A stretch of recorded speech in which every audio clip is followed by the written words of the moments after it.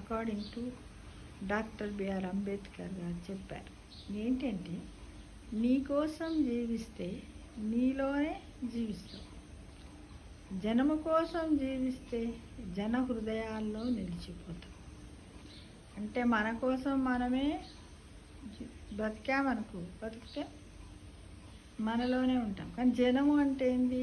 ప్రజలు, మన చుట్టూ ఉన్నటువంటి ప్రజల హృదయాలలో మనం ఎప్పుడు నిలిచిపోతాము.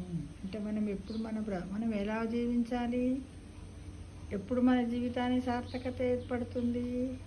మనము జనము యొక్క హృదయాలలో జీవిస్తేనే వాళ్ళ యొక్క హృదయాలలో నిలిచిపోతాము. మనం ఉన్నా పోయిన అంటారు కదా, నీ డబ్బు ధనము నీకు ఎందుకు వస్తుంది, నీ కీర్తి ప్రతిష్టలు మంచి చెడులు మాత్రమే నీ వెంట వస్తాయి అని చాలామంది పెద్ద మనుషులు విజ్ఞులు చెబుతూ ఉంటారు ఫ్రెండ్స్. అది నిజమే కదా.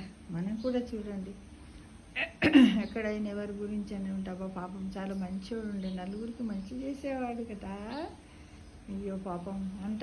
ఒక దుర్మార్గుడు ఉన్నాడు అనుకుంటా, వాడు పోయిందే బెటర్, వాడు ఇంకెంతమందికి హాని చేసేవాడో అని అనుకుంటూ ఉంటాం కదా ఫ్రెండ్స్. కాబట్టి మనం ఎప్పుడు కూడా ఎలా జీవించడానికి ప్రయత్నం చేద్దాం ఫ్రెండ్స్.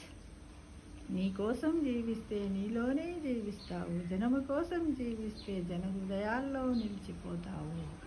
కాబట్టి నేను జీవించేది జనము కోసం జీవిస్తా, నేను జన హృదయాలలో నిలిచిపోతా అని అనుకుంటూ మన జీవితాన్ని సొసైటీకి 3 పూలు 6 కాయలుగా హెల్ప్ చేస్తూ జీవిస్తామా ఫ్రెండ్స్?